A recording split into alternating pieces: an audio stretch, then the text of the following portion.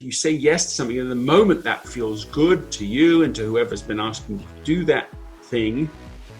But lots of people can regret having said yes to something even 5 minutes later. You regret it, and certainly then you start getting into the project and you just think, what am I doing? This is not a project I should be working on. This doesn't feel like it. And so it's trying to see that there's a trade-off in every yes. Yeah. Every time you say yes, you're saying no to many other things. I think in essentialism there is a bias.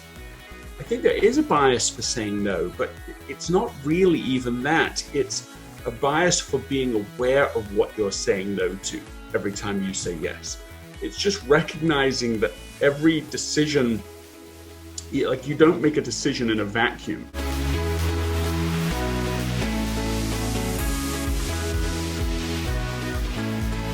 All right, what's up, everybody? Welcome back to Nick Carrier's Best You Podcast. I am super fired up today to have the one and only Greg McKeown with me today. Greg, I just want to start off by saying thank you so much for spending the time with me today. It's great being with you. Thank you. Yeah, awesome. So Greg is the author of the New York Times and Wall Street Journal bestseller, Essentialism, one of my favorite books that I have on my bookshelf, Essentialism, The Disciplined Pursuit of Less. And he's among the most popular bloggers for Harvard Business Review. You're a public speaker, hosted the Essentialism Podcast, and excited to also learn about whatever new book you're working on right now. Not to be released, so I'm excited to learn more about that. But the way I want to start today is kind of giving everybody a little bit of a frame of reference with your story. So back in 1999, you were in law school in your home of England, and then you were invited to a wedding here in the United States. And so you came to the wedding and you wanted to make the most of your time when you were here. And so you spent a lot of time with teachers and writers, asking a lot of questions and learning. And there was one particular person who you met with who kind of asked you the question, well, if you choose to stay here, if you decide to stay here, then let us know. You can be a part of our consultation committee. And you kind of had a light bulb moment where you're like, wait, like if I choose, what do you mean if I choose? Like I don't have the choice of coming here. Like I'm going to law school is something that I have to do. And when reading that and hearing you tell that story, I couldn't help but think how many people probably have that same exact thought of like, it's not a choice. It's like, I have to do this, whether it's a career, a relationship, whatever it is. I feel like a lot of people have that I have to rather than it's my choice, but it can be such an empowering thing to realize I have the actual choice whether or not I should do this thing. And so with that as kind of the frame of reference, I kind of want you to take that idea and run with it and talk to how people can start to adopt that idea of I can choose rather than I have to. Yeah, it's a great place to begin. I mean, a lot of us know logically that we can do something different than we're doing, but emotionally we don't feel like we can. And part of the reason we don't feel that liberty is because of that language, I have to. Whether it's spoken or thought, I have to has a period at the end of it. As soon as you say I have to do this meeting, I have to, the conversation's over. The thinking process is over, and so you're just going to continue with what is right now. If you can change the language to I choose to because if I don't, fill in the blank, then you have a really key opportunity, because once you fill in the blank, you can test what you've put in the blank. So I choose to be in this relationship because if I don't, what will happen? I choose to go to this meeting. I choose to, because if I don't, we had it with our son. We signed him up for a baseball season, and partially because of a little friendly bet that I'd entered into with a friend who'd said, if I won the wager, then he would take my son every practice and back, for me. So it was this several months commitment, and in the end I won that, and so he was on the responsible for taking them, but right as the season began, my wife and I realized, well, just because someone's taking it doesn't mean we don't have anything. It's not like there's zero commitment for us. We've still got lots of things that will do to us, it impacts our life and his life and so on. And at first we thought, but we have to do it. oh, well, hold on, let's pause. We choose to do it because if we don't, well, our son will be really disappointed. As soon as you say that, you can test your assumption. Well, son, come in here. We're thinking about the season, and we're just not sure if it's if it's the best use of our time and energy. And we just want to see how you feel about that. And instantly he says, "It's all right. That I mean, fine, Dad, no problem." He had no emotional connection to it. It wasn't something that he was looking forward to or that was painful to leave. If we hadn't tested the assumption, we would have simply been at this for months and months, unaware that this was of low value to him. So that's an example of why saying I choose to is better than simply I have to. Yeah. Well, and I really love the second part of it, to be honest with you, I think is almost just as powerful, if not more powerful than the I choose to, because if I don't, then blank, because I think that is when, you talk a lot about how I forget the name of the lady who interviewed a lot of people before their deathbed and stuff like that and asked them their biggest regrets. But a lot of people talked about how they didn't live a life as aligned or in as close of alignment with who they are as they wanted to, kind of essentially. And I feel like that second part, because if I don't, will allow you hopefully like on your deathbed to not have as many regrets as you could potentially have, right?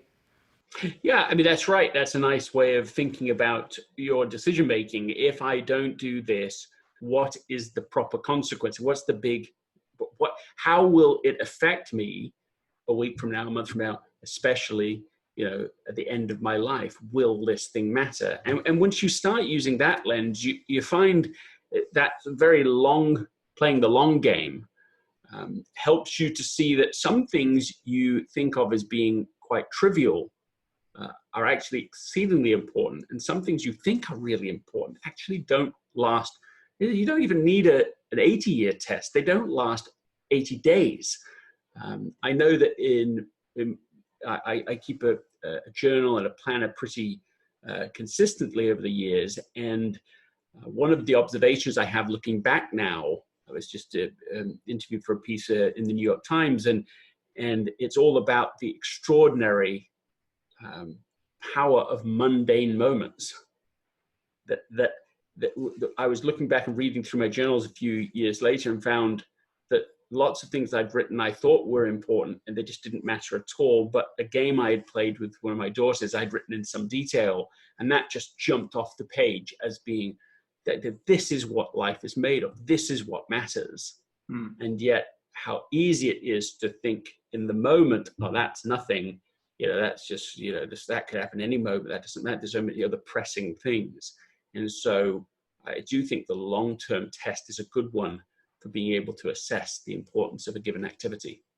Yeah, no, and I love that example for sure. I feel like this is kind of a stupid example, but I just went to dinner with one of my buddies last night, and it was like awesome time, like spent more money than we would normally spend. And I know that that's probably something that I'm going to like remember down the road when normally I'm like, that's not that big of a deal. I got to work or got to put an extra hour in or something like that. But I definitely think the importance of the mundane moments is, I think that's really cool. I want to read that article in the Times. But I really like how you to back up a little bit, I really like how you frame the question that has made you so obsessed years after years after years, which is like, how do otherwise intelligent people get tricked by the trivial and don't realize the most important things? And one of the things that you had kind of pointed out in your book is that in our society, we're punished for good behavior or saying no as good behavior, and then we're rewarded for saying yes or rewarded for bad behavior. And that part, when I read it, really like stopped me, and I was like, wow, that's like a really good point. So I kind of want you to just riff on that idea and how that is kind of like how the society punishing us for saying no and rewarding us for saying yes is kind of holding some of us back. Yeah, it's making decisions in the short term. If you make a short-term moment, you may simply say yes reactively to somebody that they've asked you, or they want you to, or they're doing it and you want to copy them, be like them, whatever. So you say yes to something, and the moment that feels good to you and to whoever's been asking you to do that thing. But, if lots of people can regret having said yes to something, even 5 minutes later, you regret it. And certainly then you start getting into a project and you say, what am I doing? This is not the project I should be working on. This doesn't feel like it. And so it's trying to see that there's a trade-off in every yes. Yeah. Every time you say yes, you're saying no to many other things. So I think in essentialism, there is a bias. I think there is a bias for saying no, but it's not really even that. It's a bias for being aware of what you're saying no to every time you say yes. It's just recognizing that every decision, like you don't make a decision in a vacuum. A lot of people weigh something up by going, well, is this thing a good thing? Could this possibly be a good thing? And the answer is always yes to that, almost always yes to that. Yeah. And so you have a bias for just jumping in reactively and doing something.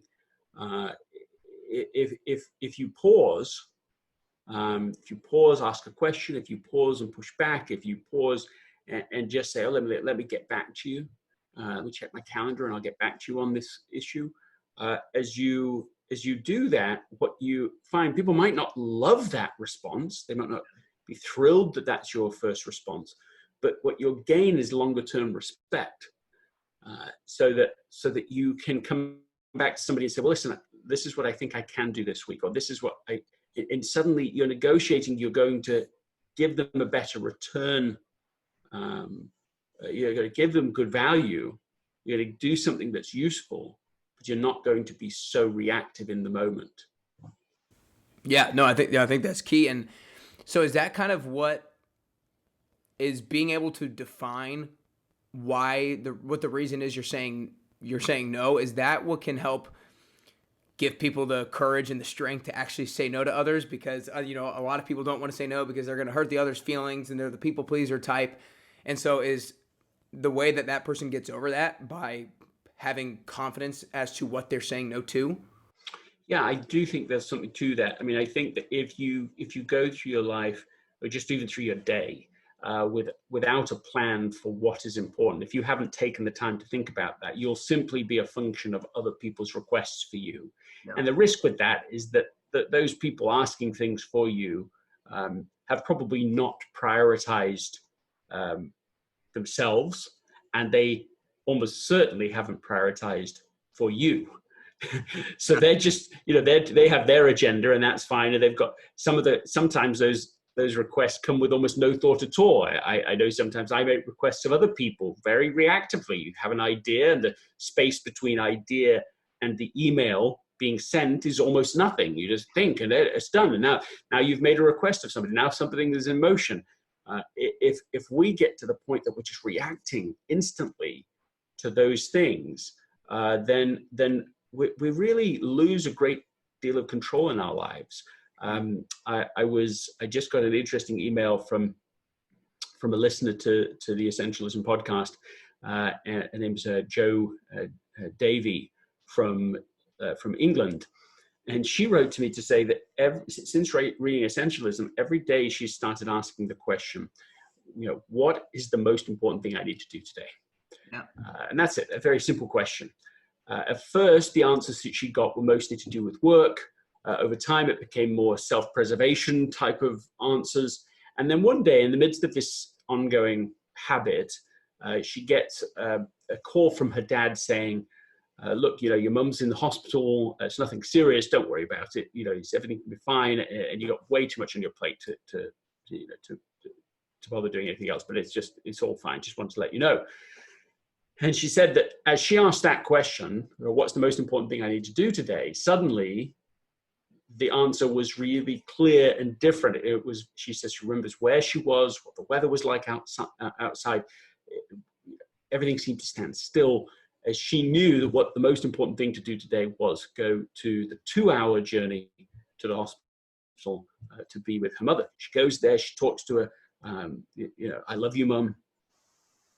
Mum says the same thing back to her, everything's going to be okay. But within an hour from that, she'd fallen into a coma.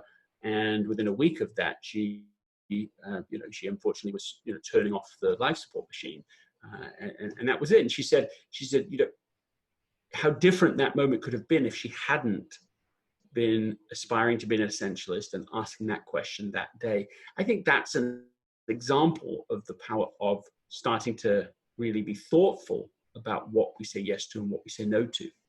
Wow, that's a heck of a story, and I unfortunately kind of felt it going that way. But I mean, wow, what a life changer that small little habit was for her in that way. And there's probably countless other stories that are similar to that one in ways that it's changed her life and others' life. That's unbelievable. I'm like getting chills just thinking about it. But one of the things that you said earlier on was how so many people sometimes make requests of others without having put much thought into it. And I know that I'm probably bad sometimes of doing that as well, because I'm so action, like I have a bias for action. I'm just like, I don't want to make any excuses. I don't want to delay. I don't want to wait any longer. Let's just do it. And there are definitely some times where I'll like email somebody or text somebody when like 24 hours later, I'm like, I'm not going to do that. Like, I don't need that. And so I think that like you said, I think that's another way that people can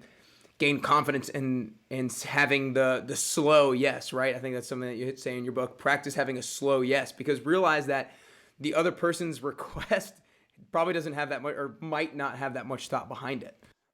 Well, at least to ask, at least to pause. I mean, you don't have to say no to everyone and everything without really thinking about it, but saying yes to everyone and everything without thinking about it isn't a great strategy. Not if you want to optimize your overall contribution to the world. And that's what this is about. You either want to, you can either do very, very many things averagely well, or you can do a few things superbly well. And in order to be able to move into the few things doing, superbly well, you have to be more thoughtful. Excuse me. You have to hold every request, every idea that you have yourself gently and a little slower. You've got to decide, is this thing really the very best use of me and of this moment that I have? And I think there's a few practices you can do to help with that. One is to schedule a personal quarterly offsite. I just held one for a couple of days, starting maybe 10 days ago. And that was like, I mean, I know it's only been 10 days, but it was like, to me, it's been a life-changing experience to really go deep about what is it that, what really matters, from a very long-term perspective. By a long-term perspective, I don't just mean 10 years. I don't even mean by end of life. I mean, like, imagine if you just sort of like 100-year vision. You say like 100 years from now, I'm not going to be around, but my grandchildren will be, my great-grandchildren will be, the generations after me will be, and I can make an impact to them. So who do I want to be now in order to, make an impact for them that is positive and significant?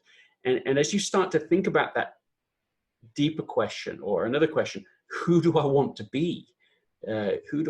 Who are you and who do you want to become? Those are deeper questions. Those are not, what am I going to do today questions. But as you step back and look at the bigger picture, and then start from that perspective to redesign what your dream routine would be, like this week. What should my week look like? Every week, what's the idea? When should it start? When should it end? What kinds of activities are the essential ones that I want to have in there and protect? All of that grows out of the clarity from these bigger questions. Following from there are some other really simple practices once a week. I just did it on Sunday. That's normally the day that I do it. And you're looking at the whole week now, and you're trying to design this week, what are the most important things to have on it? Which things, can't I possibly fit in? It just can't be done right now. Which things came up last week that were unexpected that now I need to adjust the week, and so on. And then doing this on a daily basis. Now, none of this is groundbreaking, but I think that common sense like this doesn't make common practice.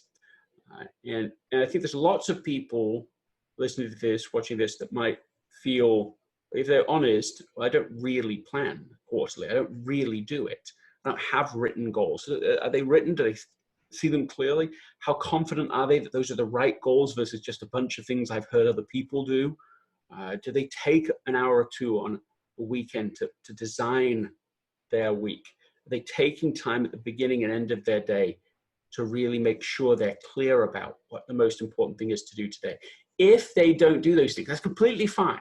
Yeah. But it's predictable what will happen, and that is that their life will become a function of other people's decisions for them.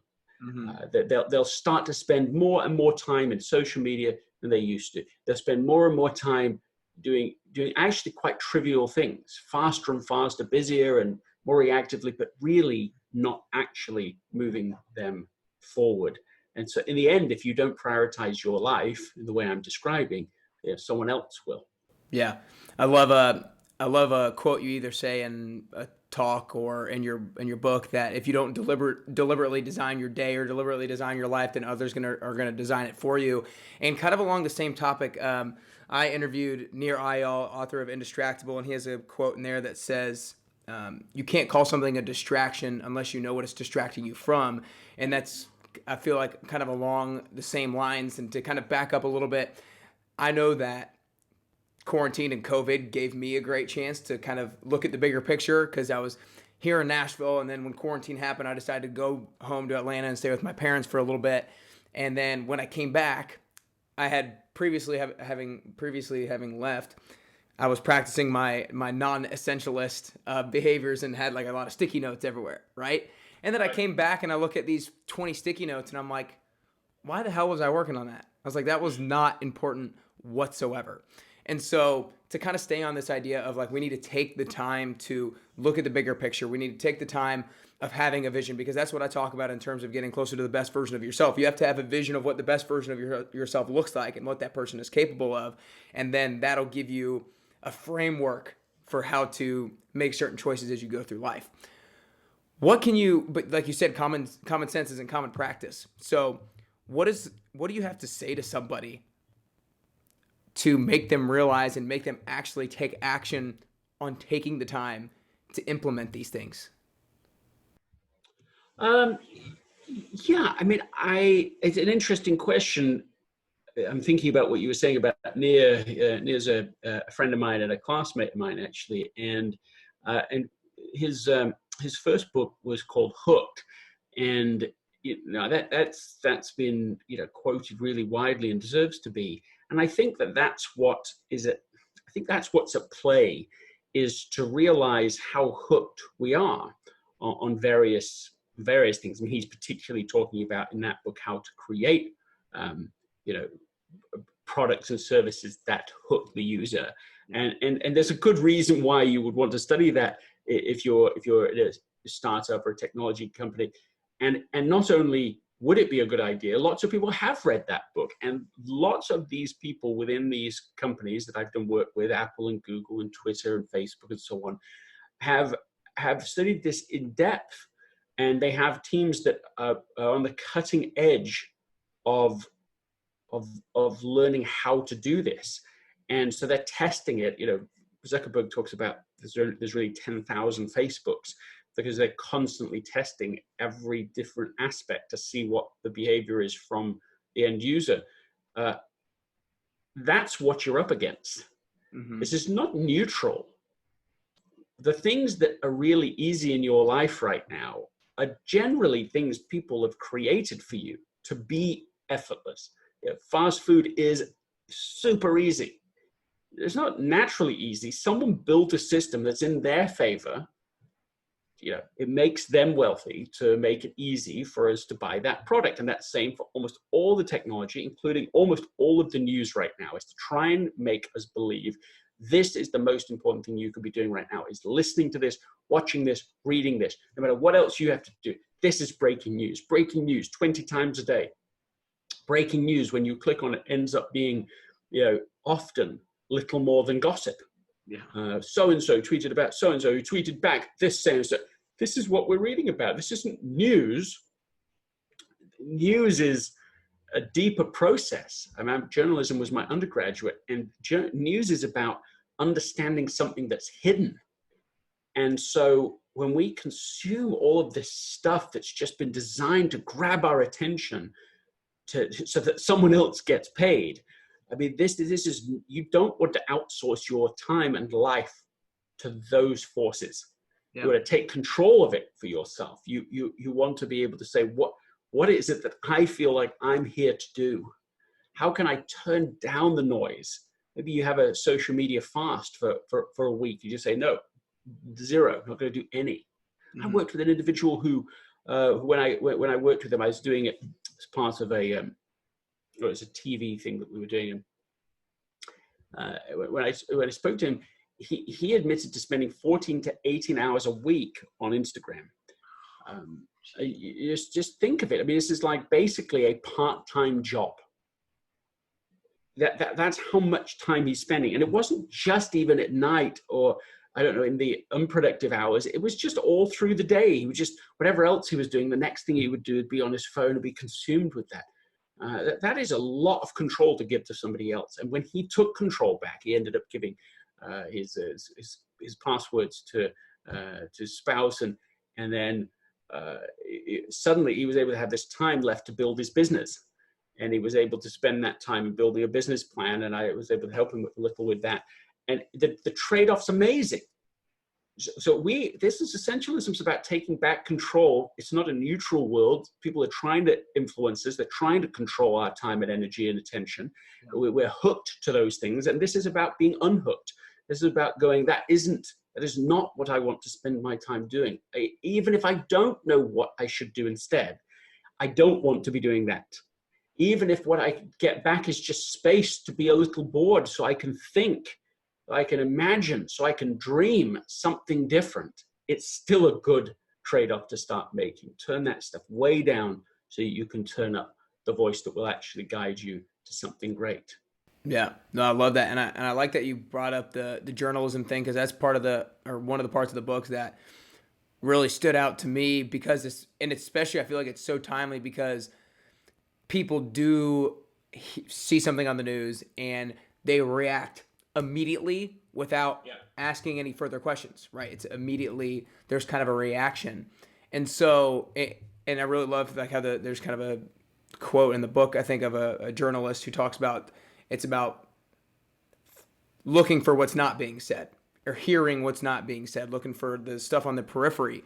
So let's say that you pull up your phone and there's a news article, whatever it is, and you start to immediately jump to a conclusion. What can I do to make sure that my conclusion is not immediately made up, and I'm willing to at least ask a little bit further questions and figure out what's missing and what's on the periphery? Do you mean specifically with learning about news? Is that specifically, or just what do you do with this addictive environment where news is trying to tell us this is the most important thing? That's what just in general.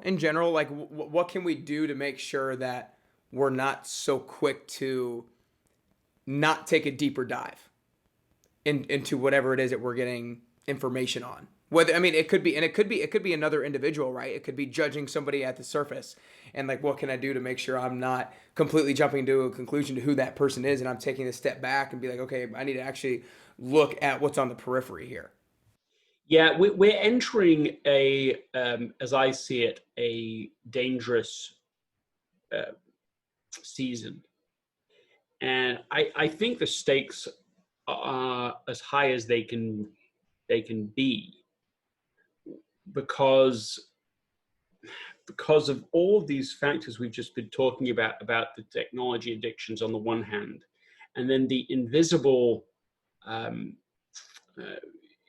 algorithms underneath them that are being shaped by our behavior. They were originally designed, in a sense, to be useful. Oh, you're interested in this? Well, I'll give you better information. But what really is happening is that we're getting more and more biased information, and we don't know it.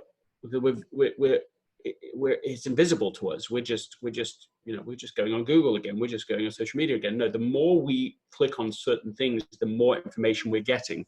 The polarization of information is happening really fast, and also we're really unaware of it happening. It's a seamless process. And so we do have adding really fast this greater and greater contention and conflict between people, and all conflict begets conflict. I mean, that's what, when you study human systems, and that's been my sort of interest and passion for these 25 years, and when you study them, I mean, that's one of the things that's a curious factor. I didn't write about it in Essentialism, but even in the book I've just finished writing, but in the next book, I think I will write more about this. But conflict begets conflict. Yeah, we are seeing that ramp up very quickly. So you suddenly are not just saying, well, the other side has a different opinion to me. You're saying the other side are really bad. No, that's not even nearly what we're saying. We're saying the other side are dangerous. There's so many books and articles and points of view that talk like this. The other side is dangerous. They don't even know how dangerous they are. Therefore, if they're dangerous, if my enemy is dangerous, I have the right to act in more and more extreme ways, which of course reinforce the signals that to each other that the other side is more and more dangerous. And I mean, I was just talking to one of my best-selling author who's very respected, and I certainly respect him. And I said in passing to him, I said, I think that if we're not careful, we're going to be on the edge of civil war. And I'd never really felt that. And her response, she's such a reasonable person. And she just was like, yeah, I've been thinking about that really seriously for the last 3 years. She said I was actually talking to my financial advisor about it 3 years ago, saying, look, what happens if we do? What do we? And they were like, oh, dismiss, well, it's fine. But something has to change to turn down that reactive cycle. Otherwise, actually, that is what happens. You go from a higher and higher temperature, and you think you're being reasonable because you're just reacting, you're just responding to a more and more unreasonable foe.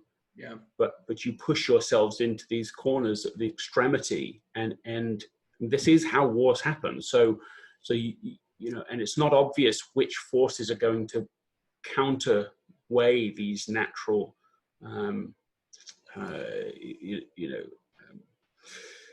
awfulness that we're seeing right now on the individual basis. And answering the question now directly, on the individual basis, it's about listening. Yeah. And it's about the immutable power of listening. It's not a soft skill. It's not a weak skill. It's not a peripheral skill. It's not an afterthought. It's the most important human skill there is. It's a superpower. It's not bland. It's not after the fact. It's the very thing we need. And so it's talking to that person who completely disagrees with you, and it's asking honest questions that you don't know the answer to. It's really listening, assuming there is humanity and that they have positions based on humanity, even if they're not the ones you have. Listening, I think, is the key for other people. It's also the key for ourselves to pause and listen to the quiet voice inside instead of just all of the noisy, angry voices outside. Yeah. I mean, I couldn't agree more with, a lot of the things that you said. What's the new Netflix documentary on on what you were kind of talking about? I think it's The Social Dilemma. Social Dilemma. That's what it is. What it is. But yeah. But I love how you rounded it out with saying, I think listening as an individual, that's the responsibility that you can take for it, is be willing to listen, be willing to actually take a step back and not react and hear the other people out and actually get the full peripheral information, if you will. But kind of to take a step back out of that, to kind of go into a little bit more of kind of essentialism and a little bit more of your work there. You talk about kind of how there's 4 stages of sometimes individuals and sometimes companies, where they start off focused and then they become successful and then they have a bunch of options and opportunities, and then chaos can potentially ensue afterwards. And you talk about how success, or I think you quoted Bill Gates in one of the things that I watched, that success is a poor teacher. A lot of times and one of the things that you're fascinated by is a lot of studies and a lot of books and a lot of classes teach you how to be successful, but they don't teach you how to stay successful. And so I kind of want you to just riff on this idea of how when somebody becomes successful, what do they need to make sure that they do? I mean, I know that's kind of a bigger question, like the whole topic of your book, but what do they need to make sure they do in order to not let the opportunities lead to chaos? Yeah, it's, this pattern, I call it the paradox of success. And it's a human phenomenon. So it happens at lots of levels, right? It could happen at the societal level. A society, in fact, I would argue that's exactly what we're going through right now. Is we're in the most successful time in history, and that's not contradictory to what I've just said. It might be a paradox, but it's still true. It might sound like I'm contradicting myself, but both are true, and they're two sides of the same phenomenon. We have this massive increase of optionality that's happened, right?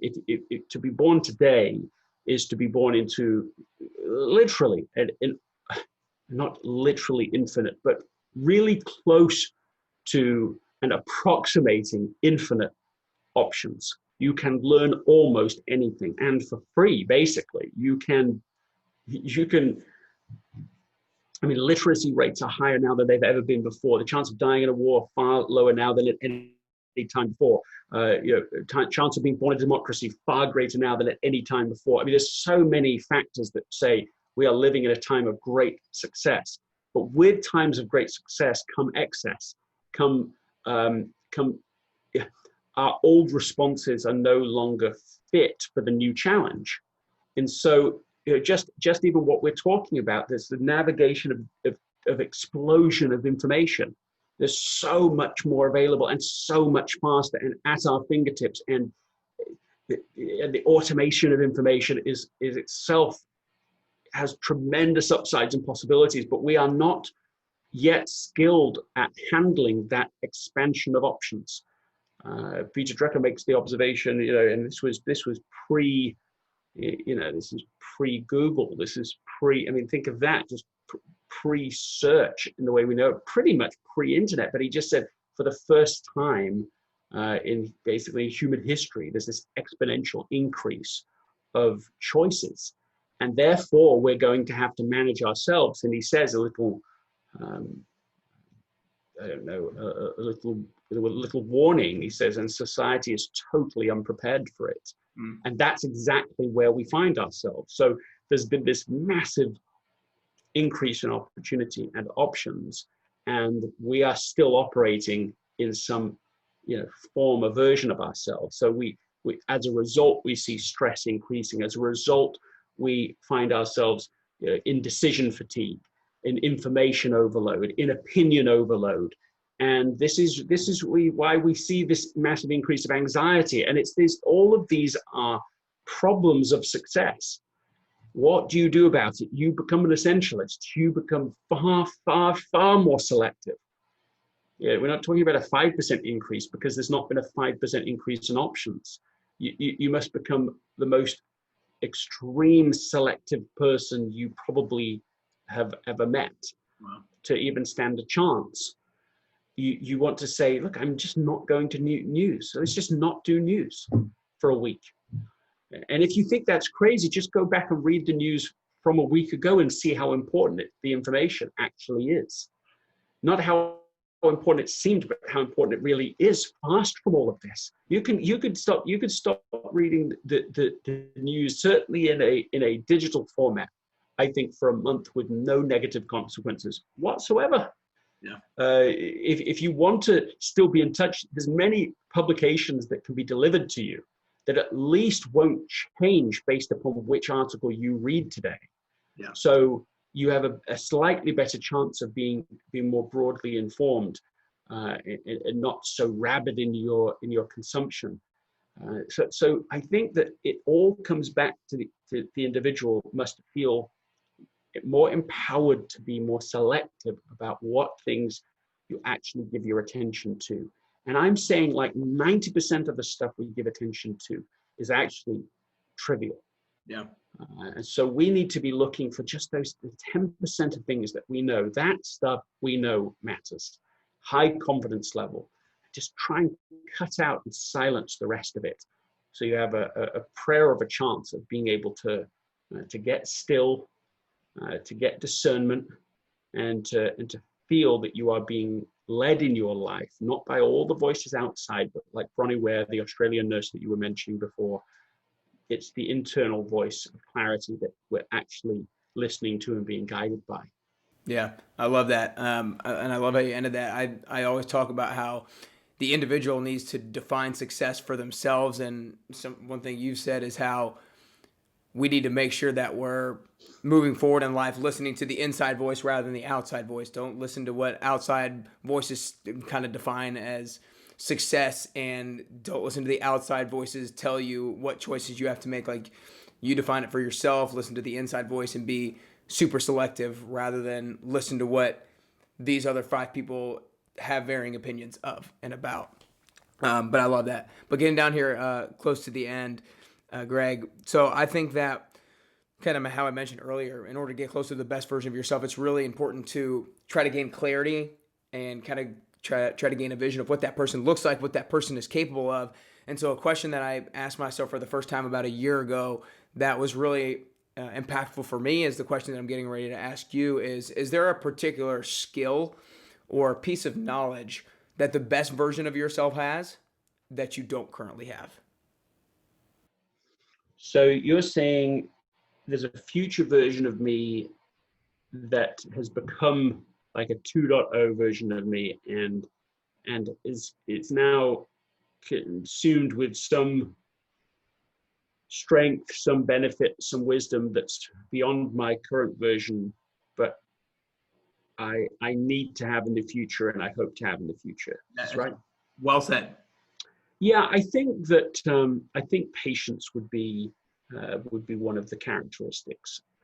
I think I've tended to say, well, my impatience is probably just slight over eagerness. I'd like to have a positive spin on it, but impatience, and I don't mean screaming at people. I'm not screaming at anybody,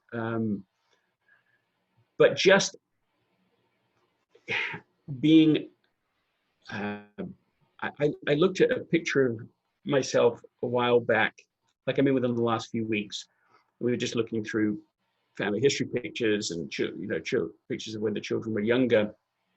And I saw this one picture, or maybe it was a little video, I can't remember now. But I had this distinct feeling of like, what is important in that picture is a picture of me and my son when he was little, I think. And I remember that looking at it, knowing here's what matters. But we were living in a much smaller house at an earlier time in our life. And I remember how impatient I felt at that time. I got to get going. I got to get on. I want to achieve certain things in life. And there's nothing wrong with wanting to achieve. But what I would want to say to that person going back is, it's all going to work out. So just enjoy it. Relax into it. You don't need to force anything. And I think that's the future, 2.0 version that you're asking me to reflect on would want to say that to me now. It's just relax. This is it. You're doing it. You're living it. The things that you want will come to pass in due course. There's no need to spin your wheels on this. In fact, that might slow it all down, and you'll certainly miss the things that matter most. Yeah. So just be present, be there, be in this moment, enjoy this time, because the rest is going to happen, in a sense, on its own. Yeah, so you can actually sit there and enjoy the mundane moments, right? That's it. Yeah, love it. I love it. I think that's definitely a skill that all of us need to continually work on, and it's definitely a work in progress. But like you said, I think being able to look at yourself and say it'll work out okay. It'll all be okay. I think that's really powerful. Well, before I ask the last question, Greg, I want to acknowledge you for being able to make that decision back in 1999 to empower yourself to be able to choose what was kind of your what you felt as your highest calling, if you will, what you were determined to do, and what you could kind of provide to the world. And I think that was really, really great for you to be able to take that leap of faith. And then I love the story that you tell that we didn't get to, of how when you realized, when you went to work rather than staying in the hospital with your wife and your newborn child. I think for you to be able to kind of have that as a reflection point and kind of as a fork in a road, and be able to make the decision to start really becoming the essentialist and start really focusing on what matters most. I think that's it's been your life's work, and it's been so powerful for so many. And I love the story that you told today about that girl out in England and how it's made such a big impact on her. But love your work, and I'm excited to see what you got coming next. Thank you. Of course. Well, I know everybody's going to want to go learn more about you. So you guys make sure you go to gregmckeown.com, which is GregMcKeown.com. You can follow him on Instagram and Twitter at Gregory McKeown. Go listen to the Essentialism Podcast as well. Just some amazing guests on there, and more great information like this. Make sure you go get his Essentialism book, and be on the lookout for his new book that will be announced here relatively soon. I guess I know I'm pumped to hear about it, and pumped to get it. But last question here, Greg, is I know that getting closer to the best version of yourself is a constant journey, and I think it's a unique journey as well. I think the way that I get closer to the best version of myself is going to be a little bit different than the way that you get closer to the best version of yourself. So for you personally, if there are 3 things that you can currently do or currently work on to get closer to that best version of Greg McKeown that you could possibly be, what are those 3 things that you could currently do or work on?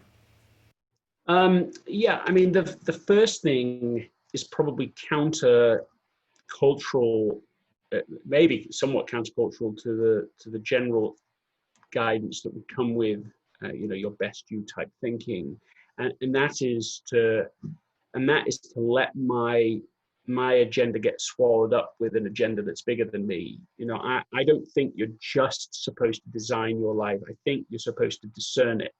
My worldview includes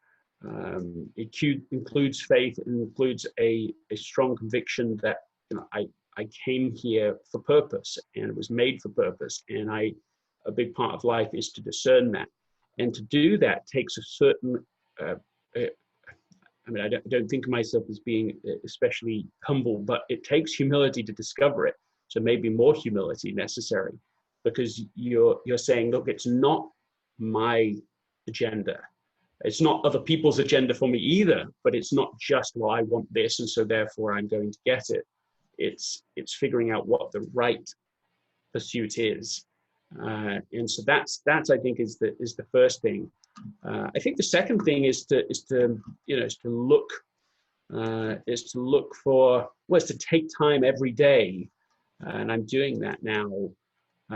Really in the very best wisdom literature. And so, for me, that's scripture, and it's just spending more time there, so that again, you have a vision of your life that's more than just yourself, and more than your optimized version of you. It's holding yourself up to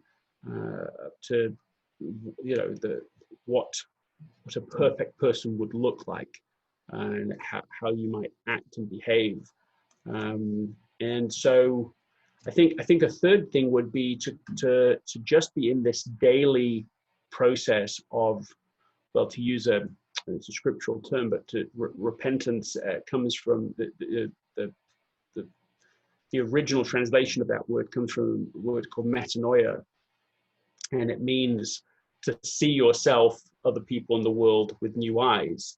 And so to go through that kind of daily discipline, where you're saying, how can I do better and be better? Not how other people define it, not in terms of money or power or fame or those kinds of, I think, very surface, certainly secondary forms of success, but in the primary way, just to do better and to be better.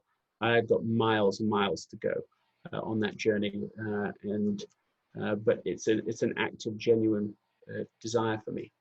Yeah, I love it. Well, 3 great things, and the first one I in particular really love, because one of the things that I heard from one of my guests, Stephen M.R. Covey, talked about how getting closer to the best version of yourself is a process of creation and detection. And I think that's kind of essentially what you alluded to in regards to discernment and having other things fill in your agenda. And I think that's something I personally needed to hear, because I'm getting better and better at being closer to an essentialist, but sometimes like you have to be okay with other things getting in because they actually could be better for you than whatever you had planned.